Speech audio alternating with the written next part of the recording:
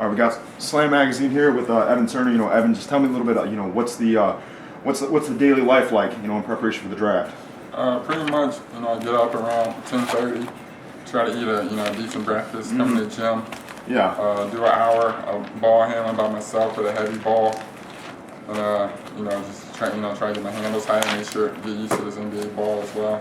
And then after that, I make 100 catch and shoot 2-point shots, 100 catch and shoot 3-point shots. I make over 100 different off the dribble moves. Then I do a lot of attacking the rim type stuff, finishing at the rim stuff, and then I do a lot of fadeaways and post work. Work on my post work, and then shoot free throws. Go get some lunch. On Monday, Wednesday, Fridays I lift weights. Come back at night and do cone workouts, just a lot of different stuff, a lot of between legs, in and outs, stuff like that. Trying to make a game like and also just shoot more pull-ups, shoot more fadeaways, more step backs, a lot of different stuff. Yeah. So I'm getting like at least 550 shots, 550 makes a day. So it's not a lot of repetition. Okay. Yeah. Now the thing is, you made a pretty unique decision. Obviously being such highly touted, lottery guy, instead of going to one of the bigger name trainers like, Joe Bunasar or Tim Grover, you decided to stay here in Columbus and work out with, Quentin Rogers. So, why did you decide to do that instead of going with one of the bigger names? I think for one, I chose my agent really, really late. I chose my agent like two weeks ago, so that was one of the reasons. And also, I just felt like, I felt comfortable, staying here working out. Quentin Rogers, he worked me out, prior to this during the off season, just worked me out. I liked a lot of his stuff. I liked a lot of his ball handling drills, a lot of his cone drills.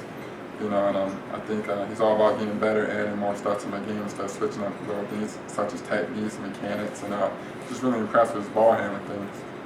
Yeah. Now, you're just getting back from Chicago from the NBA draft combine. Can you tell me a little bit about the stuff that they made you go through there, the interview process, the testing and everything like that? Definitely. I didn't really have to work out, but testing, I had to do the bench press, 3/4 court sprint, vertical jumping, landing agility, things like that. I also had to do the bench press. The next day I had to, go to the doctor and get some MRIs on my back and X-rays on, past things that, they want to know about, that they would like to know about from past injuries. And we had to do this thing called stress tests on the treadmill. Yeah. You had to walk up, you had to walk on a treadmill. They were going to check your heart rate visually and also test how long you could go. And we had to do that as well. So, and just, I interviewed with Philly and Washington. And had some pretty good interviews with them as well. Yeah. Well, see, with NBA workouts, what's the schedule looking like for you? Probably not, until mid-June maybe. Definitely haven't really talked about with my agent yet, but I was just really focused on getting better right now. I don't really have to do too many workouts, so they can wait.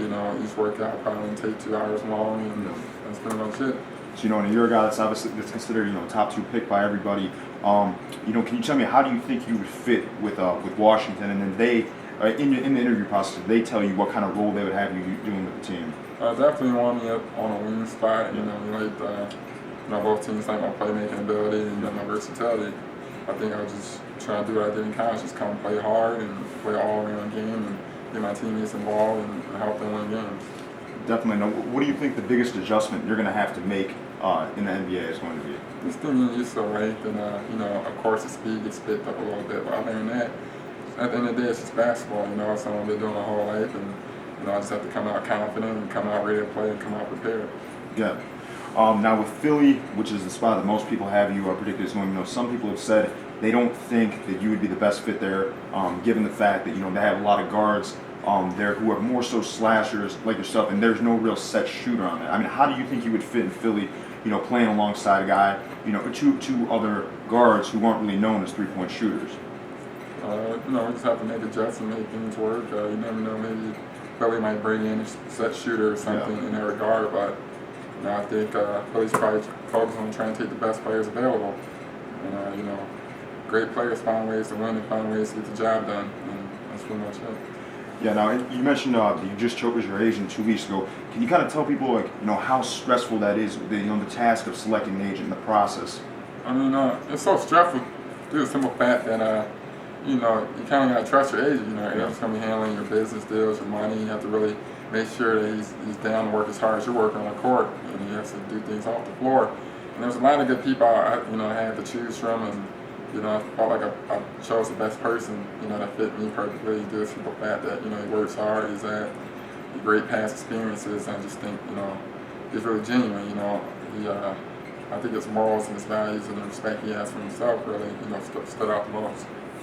And you're a Chicago guy and everything like that. You know, you came out of high school. You're ranked anywhere from say top 50 to top 75. But I mean, what has the transition been like? You know, now that you are potentially the number one pick in the NBA draft, from going from a top 50 to top 75 guy. I mean, do you ever find yourself looking back and thinking, what were these guys thinking? You know, putting me so low back then, or? Yeah, I mean, I think definitely I think about that sometimes. Like, why was I rated high enough, or why I wasn't, you know, high school All-American?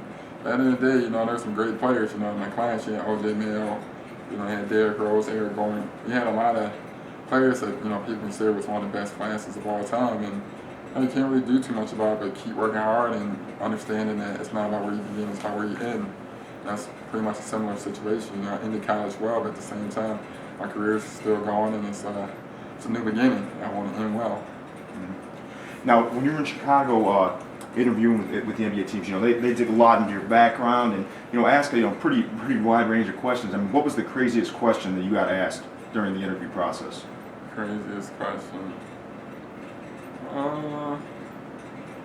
He probably was just like, you know, was it why should you go number one? You know, this and the other. I thought it was crazy because I think, you know, past body of work, you know, it's just explain a lot, and you know, what I did in college and things like that. You know, it's just explain why I should go number one. You know, it's just, you know, it's all about what fits the team best, and you know, not having to speak disrespect anybody's game or anything like that. But you know, it's just, you know, GMs know what they're doing, and you know, they're gonna make the best decisions. It's not about, you know, particularly number one being the best fit for me, but it's all about what I feel comfortable with and stuff. Yeah. Now, you were a guy who, if you would have came out last year, you would have been a lottery pick.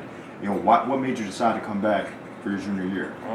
For one, I definitely wanted to win a title. You know, my freshman year we won the NIT. My second year, we got out the first round, and I wanted to experience, you know, at length the most I could out of college athletically. And also, I just felt like I wasn't ready. I felt like I needed to get strong enough. Felt like my skills needed to be, you know, improved. I wanted to make sure I was ready to go into the NBA to be an impact. You know, the winning position, the NBA is the toughest position. You know, any night you're going up against Pierce, Vince Carter, Kobe, you know, LeBron. I want to make sure I'm ready to compete and ready to, you know, thrive. So. Yeah, so to wrap things up, you know, you make your case. You tell me why you should be the number one pick in the NBA draft. If I'm the GM of the Washington, I can't really say. You know, definitely just, you know, past experiences of you know, how I did in college, how well I played in college, and also just, you know, I just feel like, you know, I finished off college as, you know, the best player in the country. So what changes from there up to the draft. So, all right, thanks a lot. All right, thank you. Appreciate it.